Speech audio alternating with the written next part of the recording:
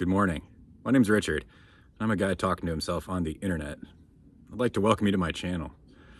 I do this most mornings for the past roughly 120 days or so, where I've gotten up a little bit before sunrise and I've put myself through a series of challenges to awaken my body, mind, and spirit, eventuating in a talk that I have been focusing my mind upon and my spirit upon to try to drive out a workable, sustainable theory of life for myself so that I can work with my creator to find and maintain some level of happiness in this universe. I'm 43, single. I have a son. He's 13. And if you watch some of my videos from the past 120 days or so, you'll get to know us a little bit. Get to know what makes us tick, and you'll get to follow along as I start out just staring at a camera trying to figure out what to say, to today, where I'm having to hold myself back from trying to run ahead of the script and to become greater than what I'm meant to be in the moment. And so today I am broadcasting live from the house that I'm building, which is one of these events that I'm super proud of over the past 120 days. And in fact, this has been an eventuation of many events through time, but it's always incumbent upon a man to be building something.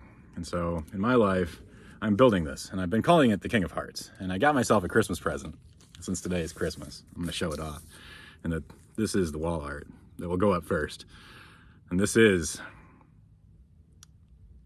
an identity for this place. And in my next selection of videos, which I don't know when I'm going to begin them, I'm going to let this settle for a little bit. So don't anticipate hearing from me in any great ways for a little while. Obviously keep up here at the house and the homestead and keep up with the story of my life, but I'm not going to be trying to put down anything major for a little bit. I'm going to let this identity idea matriculate through my mind because I've been through so much over the past 3 years. I'll quickly recap in that I lived my life in a way that was not positive. It was a maintenance life. I was reacting to every single thing that happened to me as it came. And while there is purity in that kind of life, and I was serving others, I wasn't serving myself at all. And in fact, I would get to the end of every day and be disillusioned and out of energy and kind of upset with the world because no one was really taking care of me. So I took it out on myself, and I got myself into substances and addictions that weren't too bad. I mean, to the point where I'm able to be here today. And so luckily my life never fell completely, totally off track in a way that was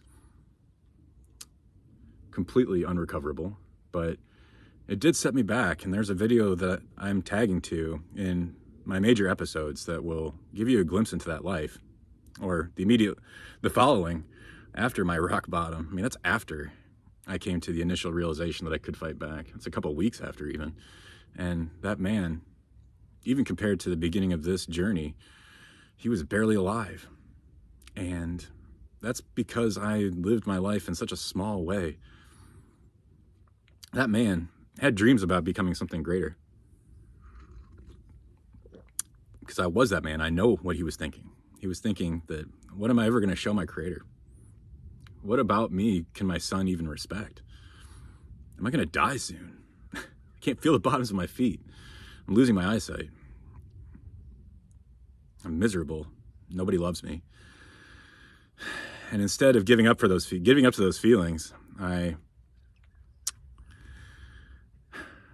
through this rock bottom, God reached out to me one final time in an unmistakable way. And I don't know everything that happened. I've spent a lot of time thinking about the nature of that experience. And I've shared it with a couple of people, and everyone that I've talked to seems to agree that it's pretty weird. And so I'll just let it be. But that experience shook me down to my very core, and it allowed me to make a small change to quit doing something that was killing me. It was drinking. But this thing that was killing me was also helping me sleep at night. It was also standing as structure in my life to make it so that I could be maintained as a robot. So I had to replace that structure with something. And that thing became, well, if I were to be completely honest, was video games for a little while. just to maintain some level of worldly happiness. But eventually my Creator worked his way further and further into me through these small decisions I've been making. And I found that the way he was working himself into me was that I was starting to have these really unpleasant thoughts and memories come up in my life. And I was realizing that I was having to deal with things like how I left things off with my mother after I was 18 and homeless, right? How I've left things off with my father even recently, where he has no desire to understand anything about what's happened here with me and would prefer to not even know me. And I've had to deal with those thoughts. And as I've said several times in this talk, God's always put that next step in front of me, and it's always been challenging since I've asked for it. But he's always been there. He's listened to me cry out, and to sometimes even shout to myself about these things, and to seek understanding. And he's raised up other people in my life around me during these times. He's raised up people at work, people at church, people through the hospice volunteer work that I'll be going and doing after this today. Just friends. And he's made me a friend to others, and he's provided places where I can be a friend. And perhaps that's where I will begin my talk of identity, is that, yes, I'm building a house. Yes, I'm Jacob's dad. Yes, I own the King of Hearts, and I am me, and I'm spiritually much more clear than I was before. I can't say that I found the answers, but I can say that I no longer wake up and am tormented by a rejection or what happens next. I have full faith that either way in time I am taken care of, that my God has me. Because as this time has gone through and I've lost the weight and I've shed these addictions and my physical body looks totally different, my mind reacts totally differently. My spirit has expanded and unfurled in ways that I never thought possible. And through these series of videos that are in 2024, there's 4 chapters, and I might consider putting together just a throughput playlist, but for now, I'm just going to let it be, see what happens. That I might share that experience with people, should they choose to want to see it. I realize it's a time commitment. For what it's worth, the 5 hours that someone might spend watching my stuff is relatively small compared to the roughly 100 hours or so that I drove into this project to create 5 hours worth of work. But that's how life is that we press forward so that when we see and encounter the lottery tickets, that we can truly recognize them for what they are.